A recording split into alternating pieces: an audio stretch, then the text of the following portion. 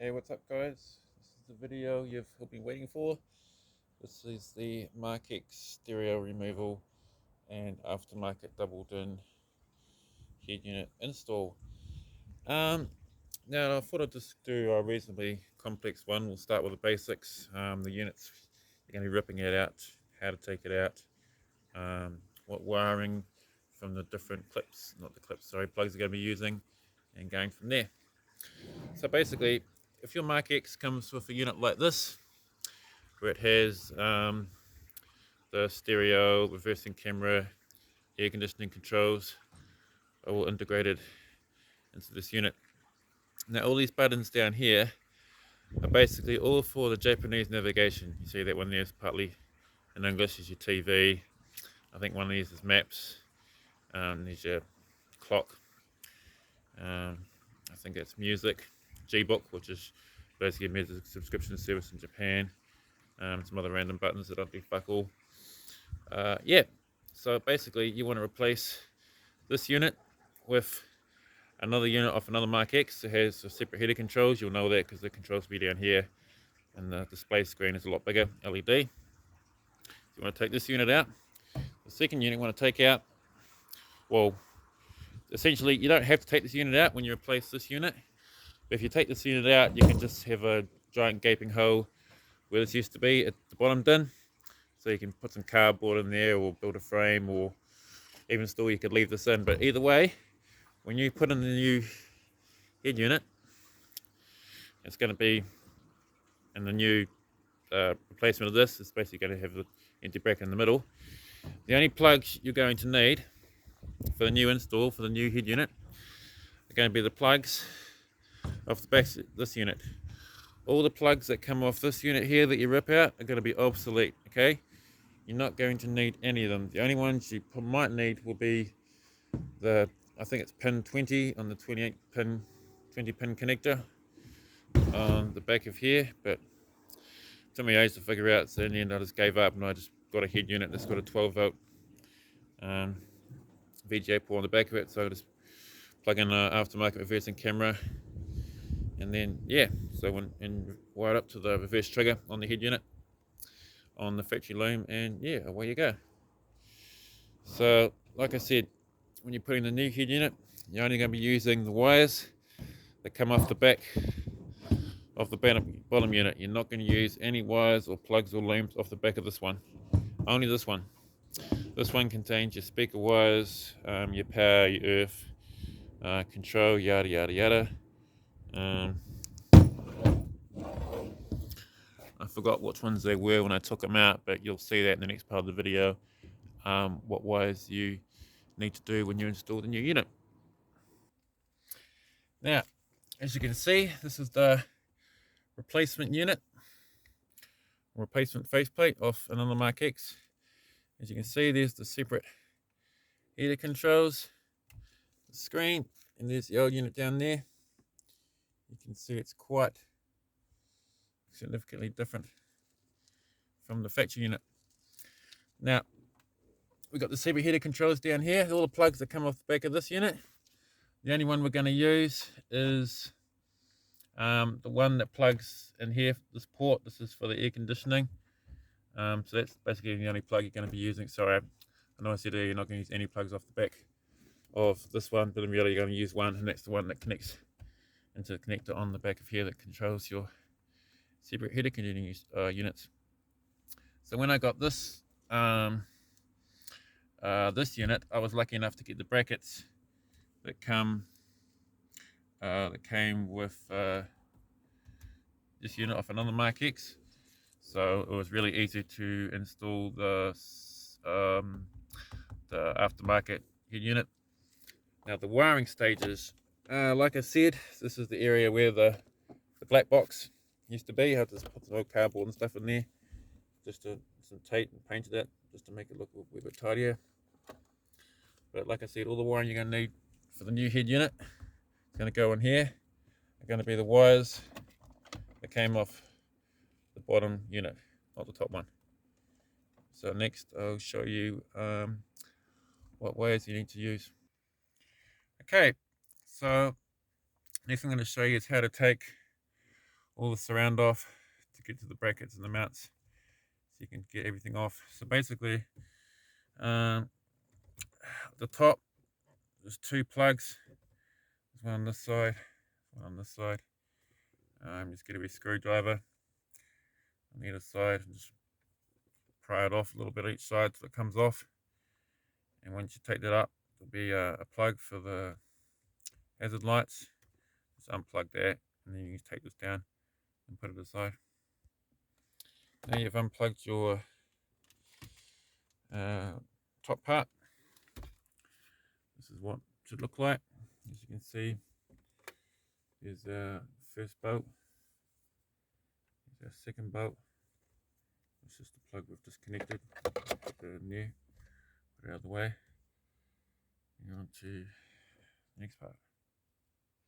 Now, for getting the faceplate off, depending on how much you love your interior of your car, you need to be very careful because you need to pry this off. Now, the plug points, there's one here, one on this corner, one down here, and one on this corner. So to get that off, you just get a flathead screwdriver, just pry it off a little bit of time until you get the faceplate off. Okay, so initially when you pull the old unit out, you're going to have a whole lot of plugs on the back. Like I said, none of these you're going to be using again for the new head unit, apart from the one that's going to connect into the plug into the aftermarket. Not the aftermarket, sorry, the faceplate off the other market, because it has the separate heater controls, which I think is that plug there. I just need to double check that. I think that might be, yeah, I'm pretty sure it's that. If not that one, it'll definitely be that one. But yeah, that's the plugs you want to keep for, it's the only plug you want to keep for the heater controls that will go in this plug here on the new unit. Okay, on to the next part. Now to get to your lower bolts, you take the bottom half off that has the black unit behind it. If you do that, you just pop off.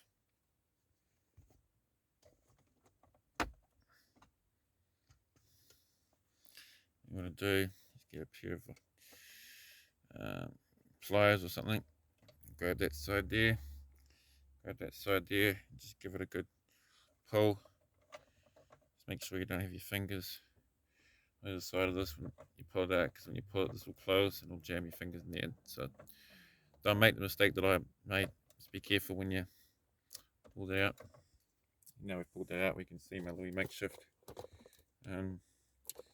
single din holder just to fill that gap where the black unit used to be. Yeah, onto the wiring line. Okay, now for the wiring side of things, when I took the factory unit out, there's a whole mess of plugs behind it. See, there's some there, a couple of plugs there, a couple of plugs up there, plugs there, plugs here. These are all plugs that came out of the top unit. Like I said, none of those plugs we're going to use. The only plug we're going to use out of the factory unit that was up here is this one here. This is the heater control plug. Okay, so this one plugs into one of these units on that side. So when you take out the old unit, there's going to be some wiring you're going to need to remove. First bit was a piece that was on top of the factory unit here. It was stuck on. It was called a multi-channel receiver or something. That's basically the controller for the reversing camera, the integration controls, yada yada yada. That was plugged into a plug in the back of this that was connected to another part of the loom here that had a power connected to it. So it's basically just cut it off, unplugged it from the loom that was connected to, it's not really important, but it's connected to another piece in the loom here. So I just disconnected it, pulled it out, Just left the rest of the loom on there. Now, your power and your earth is going to be on this loom here. Now you can choose to leave the plug on and just splice the wires from the head units. There's the head unit plugs here, one there, one there. Use the other wiring for all the other bits and pieces. But your power and shit, whatnot, is going to be on this loom, okay?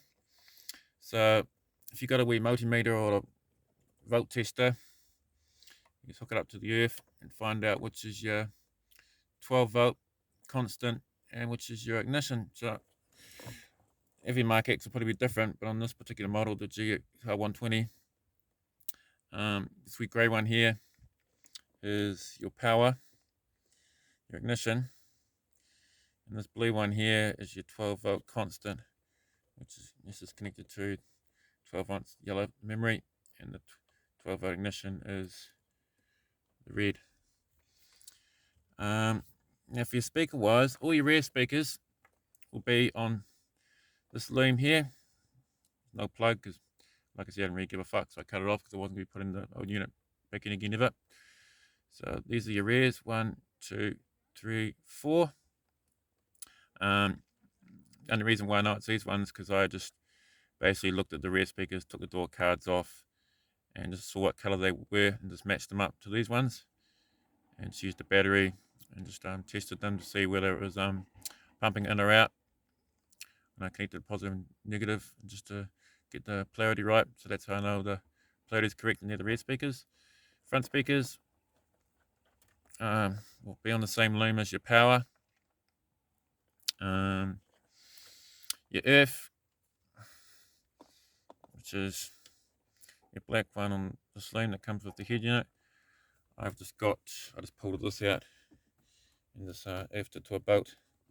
It's sitting just under this, which made it easy enough. Now the antenna with the factory, not the factory head unit, sorry. Well, the factory head unit and a new one, it only has one port on the back. Okay. Now with the Mark X, like I said, this particular model,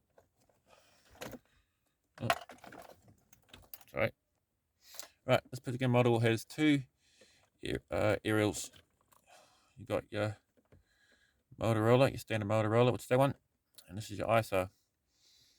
So what you want is, well, this is kind of fucked up, but this one here fits into the back of this, but apparently at the time you needed both of them. And this one's different size, so what you want is an adapter that goes on there, which is currently sitting in the back of there. But it plugs on that to make it the same size, and they both go into the back of this, which is a double adapter that I got off AliExpress. I think it was like $2 or $3 or some bullshit. So yeah, you plug that into there, those two, so it turns into one. And you plug that in the back of that. But apparently, I haven't confirmed this because I haven't tested it. If you get, where is it? I think it's your control wire, which is this one, and you connect it to, just trying to find the wiring here without destroying it. Okay, so apparently instead of getting your two antennas and getting adapters and plugging into the back of here, you get your control wire, which is the blue one, which controls your power antenna, and these two wires that connect to this loom here with the brown plug. You can see it there, brown wire. If you connect your control wire onto that blue plug, apparently it's a direct connection that goes to the antenna rather than just using these antenna plugs. So you get your control wire off the blue wire that comes with the loom, that comes with the head unit. You splice that in there. You can see I've just spliced the blue wire into that brown plug, and it gives you perfect reception because I tried it. So I did try it, and I unplugged these, and the reception stuff is still good. So yeah, I might try that when I put it back together, and before I put it back together and test it, and I add to the video and let you guys know. So once you make your connections, I'll just use bullet plugs, just taped it up. I have to solder and stuff in the interim, but this is just a temporary fix. Here's your loom. So once you've connected those, reversing camera. Now, the factory reversing camera, this is on the, I think it's plug, I don't know what plug it was, 6 or 7 on the 20 pin connector, but I can never find it even with a multimeter, so I gave up. But with this head unit, you've got your RCAs on the back, so I'll just go 12-volt reverse camera. I'm just going to hook up to that. So basically the wiring that comes with that, I'm going to hook it up to this part for the head unit. This is the reverse trigger. So when it goes into reverse, and the image will be displayed on here automatically, so you don't have to flick the manual between AV and back to stereo again. Another plug on here might be interesting is your park. If you're going to be watching a video something on the head unit, this plug here needs to be connected to this wire, which goes to your parking brake sensor plug, which is up and under this. You just get a wee splice connector and feed it through, and it's connected onto that, so it knows when the parking brake's on. So you can watch when you're parked up, you can chuck your movie on and shit.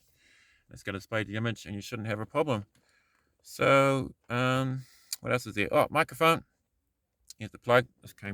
My unit came with a microphone. Basically, just feeds it full through the back of the dash.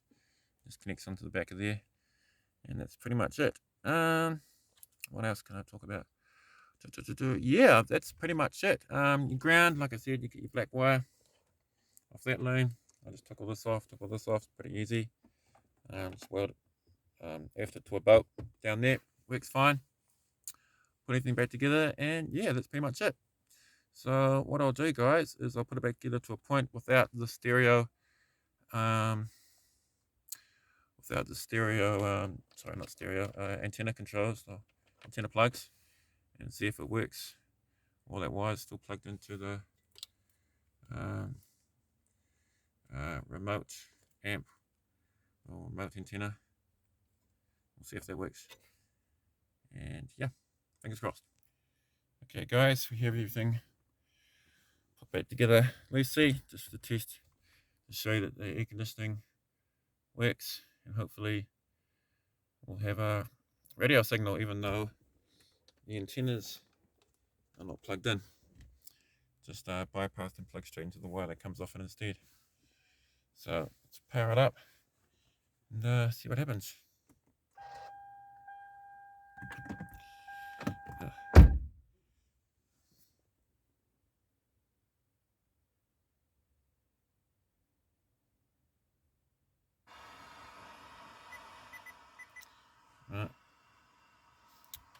Right. Sweet, see what we can find.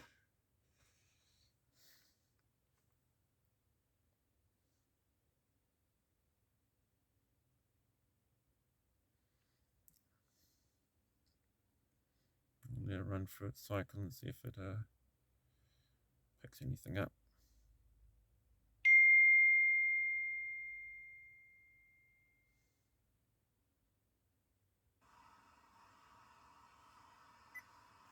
So it turns out not the case at all. So apparently we need to have these plugged into the adapter that goes into the back of this, because it's not coming up with anything. So we'll apply that, we'll come back. Okay, we have the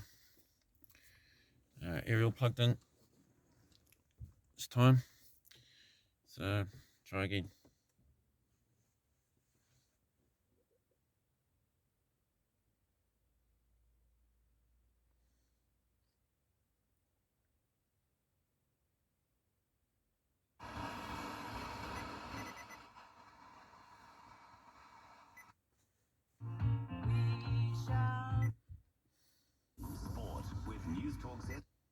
And there we go. Luckily, these things are integrated. So apparently it does have to be plugged in. Not that worth, mate.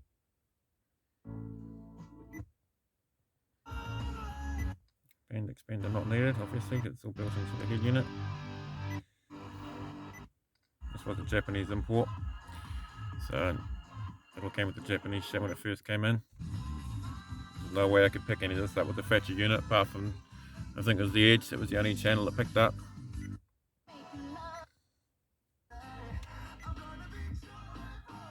So yeah, that's pretty much the radio working. Now we'll go for the heater controls. Do they work? That's easy. Mode. Fan on. Feet. Screen. Front. Dual. AC.